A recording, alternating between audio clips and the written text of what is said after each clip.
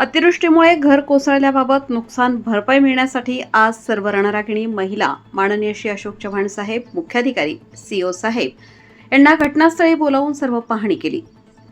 अतिवृष्टीमुळे घर कोसळल्याने झालेल्या नुकसानीचा पंचनामा करून शासकीय नुकसान भरपाई मिळण्याबाबत फर्जना रियाज शेख राहणार फिश मार्केट इगतपुरी येथील रहिवासी आहे।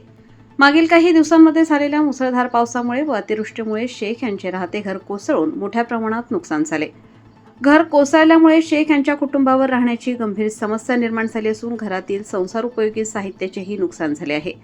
सदर प्रकरणाची तात्काळ प्रत्यक्ष पाहणी करून पंचनामा करण्यात यावा, तसेच शासनाच्या नियमानुसार शेख यांना मिळणारी घर, पडझड, नुकसान भरपाई व आवश्यक शासकीय आर्थिक मदत मंजूर करून देण्यात यावी, अशी मागणी आम्ही रणरागिणी यांच्या वतीने अर्ज रणरागिणी महिला सक्षमीकरण प्रतिष्ठान इगतपुरी यांच्यामार्फत कार्यालयाकडे सादर करण्यात येत आहे।